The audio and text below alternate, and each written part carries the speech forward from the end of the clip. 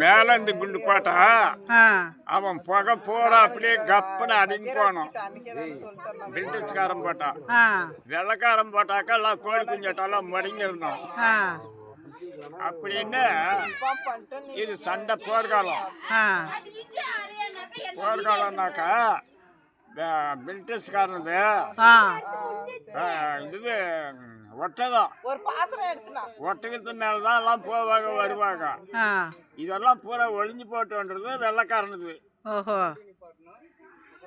வெள்ளக்காரனுது. உங்களுக்கு எவ்வளவு வயசு ஆகுதுப்பா? வயசு எவ்வளவு ஆகுது உங்களுக்கு? இப்படி இருந்தா வயசு எவ்வளவு ஆகுது? 99. 99. அப்ப பிரிட்டிஷ் காலமெல்லாம் நீங்க அனுபவிச்சுக்குவீங்க அவங்க சித்திரவாதி எல்லாம். வெள்ளக்காரன் சண்டை பார்த்தேன். ஆஹா, நிமிட்டு பையன் நான் சின்ன பையனா இருந்தீங்க அப்ப? சரி சரி.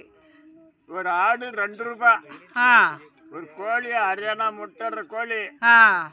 சினம் மாடு கண்ணு பாடுறது. இன்னைக்கு நான் உரம்பு செஞ்சல 2000 ரூபாய் வாங்கணும் ஒரு மாடா. அங்கிருந்து ஊட்டாடிக்கார வேலை வாசல்ல வந்து நின்னதுன்னா படுத்து கண்ணு போட்டுருச்சு. ஓஹோ, சும்மா மானு மாதிரி இருந்துச்சு மாடு. சரி சரி. ஒரு முளக்காம்பு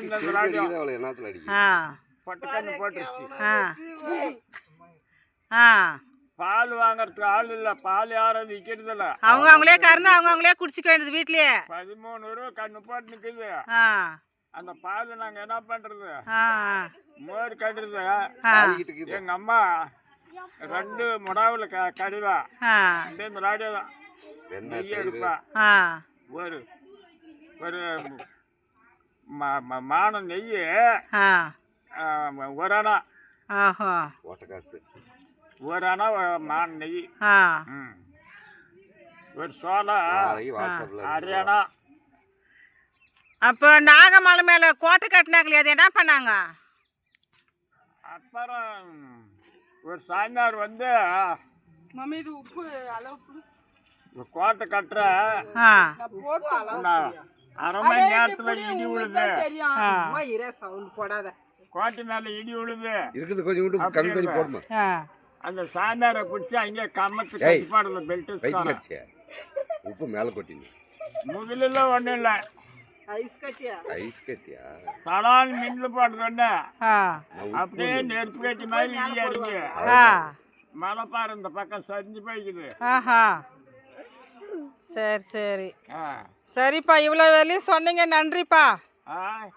தேங்க்ஸ்ப்பா, இவ்வளோ நேரம் பேசுனீங்க, ரொம்ப நன்றி. அப்படியே ஒரு லைக் அண்ட் சப்ஸ்கிரைப் பண்ணிடுங்க.